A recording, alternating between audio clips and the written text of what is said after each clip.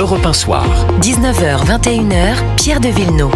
Europe 1 Soir avec mes camarades de la première heure. Bonsoir Jules Torres. Bonsoir Pierre. Journaliste politique au JDD. Bonsoir Sébastien Ligné, chef du service politique de Valeurs Actuelles. Bonsoir Jean-Yves Le Borgne. Bonsoir. Merci d'être avec nous. Vous êtes l'avocat qu'on connaît, avocat pénaliste. Vous avez défendu, je ne sais pas si vous voulez compter les dossiers depuis le début de votre carrière. Mais il y a un moment où on ne compte plus ni les dossiers ni les années. On vient d'apprendre la mise en examen pour meurtre de ce collégien de 14 ans sur cette surveillante qui a donc qui est décédée à l'âge de 31 ans.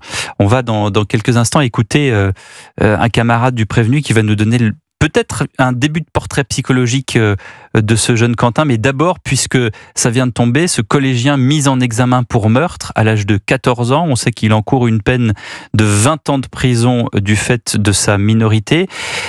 Dans le sens large de la question, Jean-Yves Le Borgne, qu'est-ce que ça signifie pour un enfant ? Je ne me trompe pas, je pense en disant encore un enfant à 14 ans, c'est encore un enfant. Qu'est-ce que ça fait d'être mis en examen pour meurtre ? Je ne peux pas me mettre dans son état d'esprit. J'ignore comment il prend les choses. À l'évidence, déjà, la notion de donner la mort est une notion qui, semble-t-il, ne l'a pas effrayé, ne l'a pas arrêté.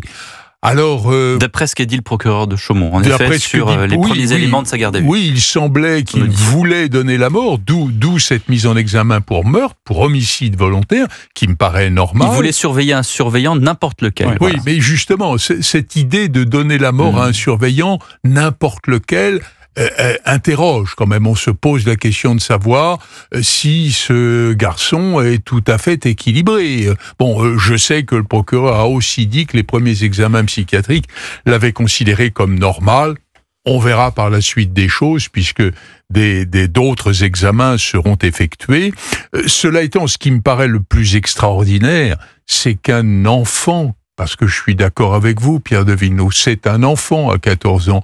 Et cette volonté de donner la mort à autrui est quelque chose qui est extraordinaire. Alors, c'est pas en interdisant la vente des couteaux qu'on va régler le problème, hein, ça c'est clair. Les scouts, dans ma génération, avaient tous un couteau dans la poche. Et ils tuaient personne. Le vrai problème, il est pas dans des interdits matériels, il est pas dans des difficultés concrètes, il est dans l'éducation. Bien sûr.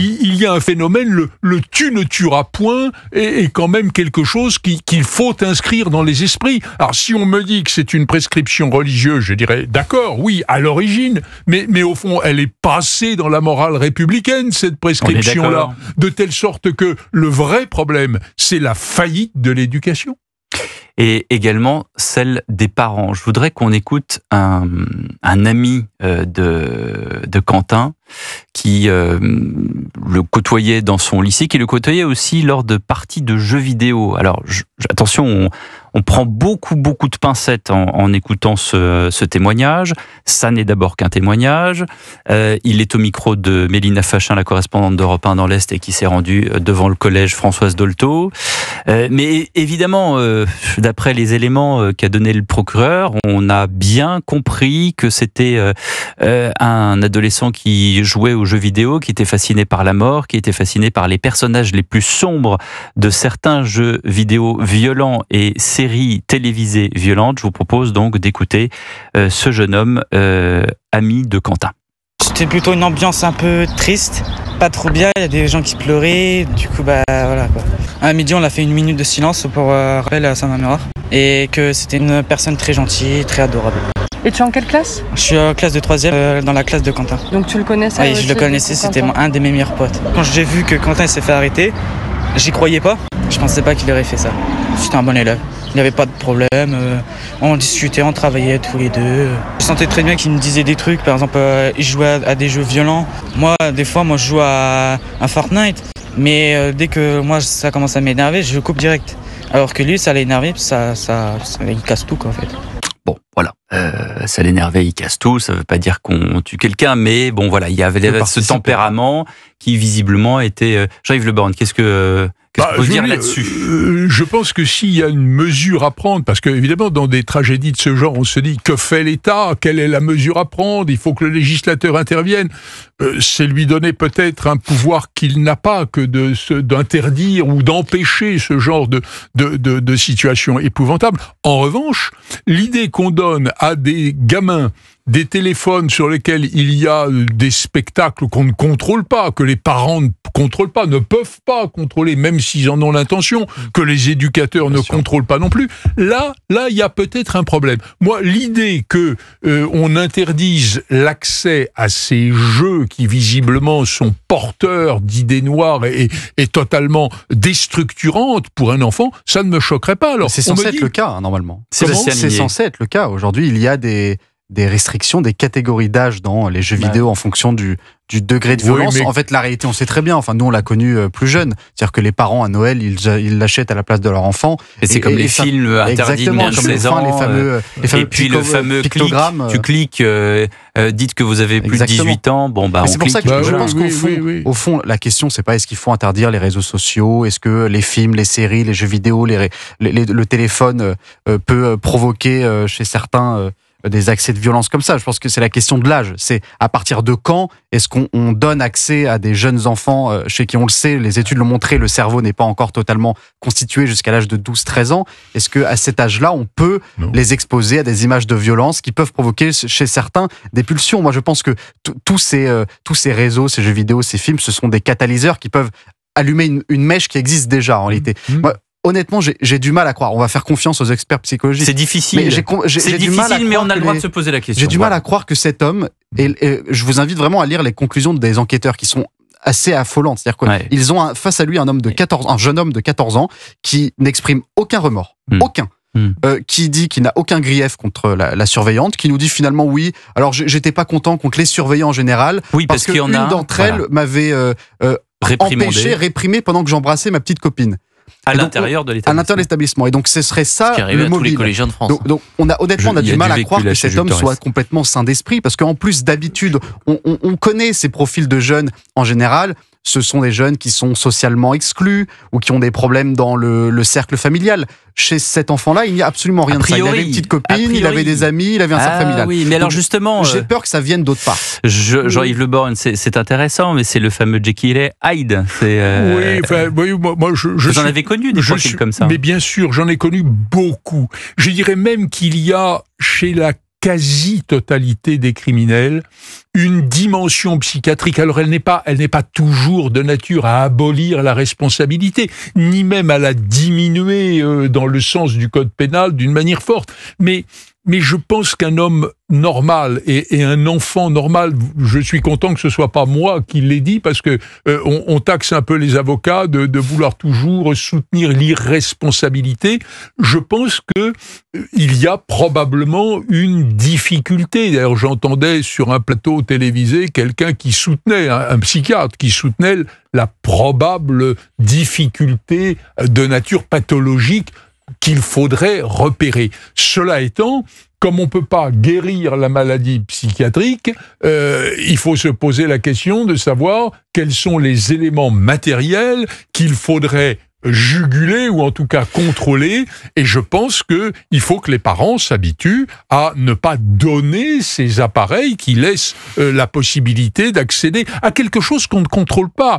Parce que moi qui ai le triste privilège d'être le plus vieux ce soir, j'avais quoi comme dans mon enfance comme moyen de communication? On avait la télévision, mais la télévision, tout le monde la regardait, les parents la regardaient. Bon, enfin, il n'y avait pas les mêmes programmes. Mais justement, on ne pouvait pas programmer n'importe quoi. Là, c'est n'importe quoi. 19h26, on continue de parler de ce dossier terrible avec Jean-Yves Le Borgne, avec Jules Torres et Sébastien Ligné sur Europe 1. Tout de suite. Quentin, 14 ans, qui a donc tué mardi à coups de couteau cette surveillante à Nogent en Haute-Marne, a été mis en examen. On l'a appris il y a un petit quart d'heure maintenant, mis en examen pour meurtre est placé en détention. Meurtre sur une personne chargée d'une mission de service public, circonstance aggravante, placé sous le statut de témoin assisté pour des violences aggravées sur un gendarme lors de son interpellation immédiatement après les faits. Je veux, encore une fois, je prends des pincettes, je prends des parenthèses, je prends tout le coton tout pour l'emballage mais bon, voilà, souvenez-vous de cette affaire du 7 février de cette même année, Owen L, 23 ans, qui après une partie en ligne à Fortnite qu'il avait perdue, où il était très très énervé, sort de chez lui et tue la petite Louise, collégienne en 6e, dans un bois de l'Essonne, c'était à Épinay-sur-Orge. Bon, voilà, c'est ce qu'on appelle, je crois, mettre des faisceaux d'indices chez vous en droit. Il y a toujours eu dans la société un certain nombre d'individus qui commettaient des actes irréparables et dont on s'apercevait, mais évidemment trop tard, qu'ils n'étaient pas en possession de leurs moyens. Mais ce que je veux dire, c'est que il y a quand même une référence à ce qui se fait et ce qui ne se fait pas. Et j'irai plus loin. Il y a une référence au sacré. Ne parlons pas d'un sacré religieux, puisque aujourd'hui, c'est, paraît-il, interdit et que ça choquerait les consciences. Qu'est-ce qui est interdit ? Pas ici. Hein. Le sacré religieux. Mais il y a un sacré laïque. Je suis d'accord avec Jules Torres. Ici, vous pouvez parler de sacré. Oui, non, mais je veux dire, je pense que sur Europe 1, non, mais je sais, mais, voilà. mais je veux dire, si on veut être relativement universel, faut peut-être pas trop s'engager dans un sacré spécifique, même si c'est le mien, ça ne regarde que moi. Bon, mais c'est votre choix, maître. Non, mais il y a un sacré laïque. Et le sacré laïque, c'est cette interpellation que vous faites à votre enfant en disant « ça ne se fait pas ouais. ». Et pourquoi ça se fait ? Parce que c'est comme ça. Et je pense que de temps en temps, il faudrait se référer à ces règles absolues.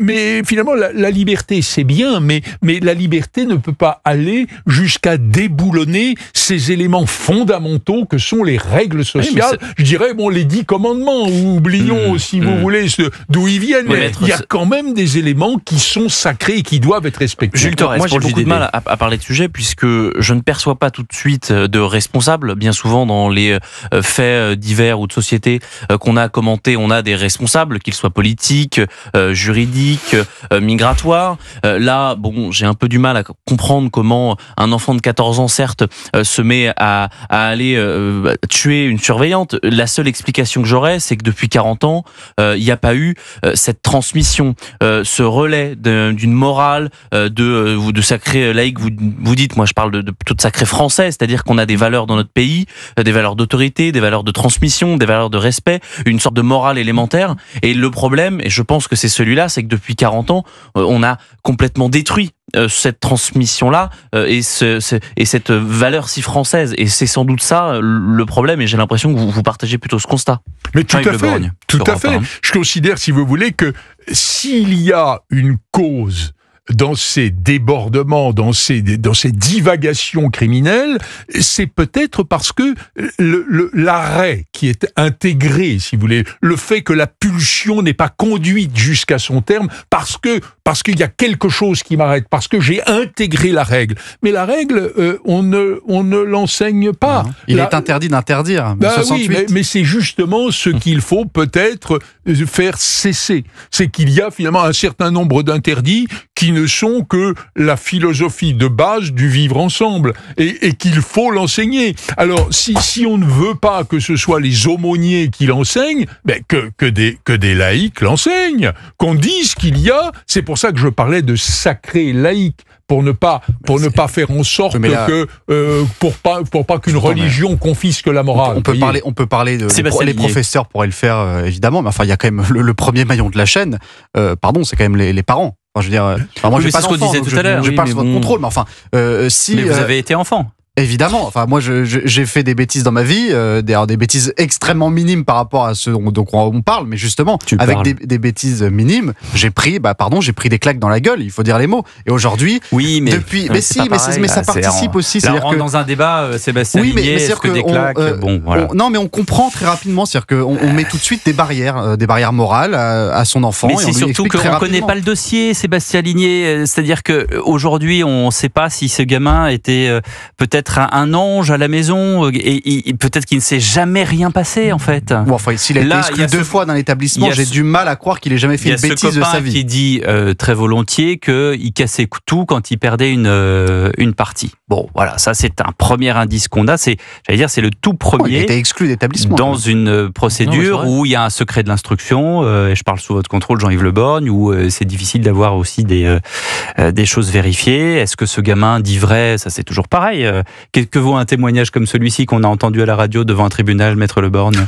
Il vaut s'il est confirmé par d'autres témoignages qui viennent dire la même chose. Et là, on est au tout début de l'affaire. La mise en examen est imminente, est d'aujourd'hui. Donc, en tout cas, on verra dans quelques mois. En tout cas, ce qu'on peut aussi commenter à ce stade, les amis Torres, Limier et Le Borgne, c'est que ce qui est dément, c'est que le jour d'après, tout le monde s'est précipité parce que tout le monde voulait trouver une solution. Et le jour d'encore après, tout le monde s'est précipité pour dire que l'autre avait tort de proposer ça. C'est-à-dire qu'il y en a un qui a proposé des portiques, l'autre qui a proposé des portiques. Non, mais c'est le principal. Il y a le premier ministre de notre pays qui a proposé de mettre des portiques. Et l'interdiction des couteaux en vente pour les mineurs de moins de 15 ans. Et aussi abracadabrantesque que ça peut paraître, le lendemain, Attal, Braun-Pivet et sans doute plusieurs autres ont critiqué Elisabeth Borne, on dit ça n'est pas une solution, les portiques ça n'a jamais marché. Madame Braun-Pivet qui dit il y a des dans ce cas-là il faut vraiment un mur d'enceinte parce que la plupart du temps il n'y a pas de mur d'enceinte, ça marcherait même pas puisque cette affaire nous montre que ce n'est pas possible. De quoi? Cette affaire nous montre que le contrôle des sacs, le fait qu'il y avait des gendarmes à 15 mètres. Mais oui. Ils n'ont rien pu faire. Il y en a un qui a été blessé. Donc d'ailleurs, il y a une circonstance aggravante pour ça. On mette un policier et un gendarme derrière chaque citoyen français ou derrière chaque élève français. C'est pas ça qui va réparer ce sujet. 23 ans, qui a tué la petite Louise, il sort de chez lui. Il y a une collégienne qui passe et il se retrouve dans le bois à 5 mètres du domicile d'Owen et c'est là que... Les portiques ont été créés aux États-Unis. Aux États-Unis, on a des problèmes d'armes à feu lourdes beaucoup plus importants et le nombre de fusillades dans les écoles est constant sur les années. On ne peut pas empêcher cela. Les États-Unis ont tenté, ça ne marche pas. Ce qui me paraît essentiel, c'est que nous évoquons là des moyens de s'opposer à la tragédie de demain, parce que c'est ça le sujet, qui sont tous des moyens matériels. Qu'il s'agisse d'un portique, de l'interdiction de couteaux. Le vrai problème, si on veut juguler dans une certaine mesure le crime, c'est que l'interdit soit intégré. Donc le problème n'est pas d'une solution matérielle, mais d'une solution psychologique et d'une solution qui fasse que la morale m'interdit de. Il y a des milliers de gens qui ont des couteaux dans la poche, qui s'en servent pour bricoler ou pour tailler leurs crayons. Donc c'est pas ça le problème. Le problème, c'est que le passage à l'acte me soit interdit, que ce soit inconcevable de porter la mort à autrui. Un homme sage comme vous, Jean-Yves Le Borgne, quand vous avez vu le Premier ministre avec ces 2 propositions, vous êtes tombé de votre chaise.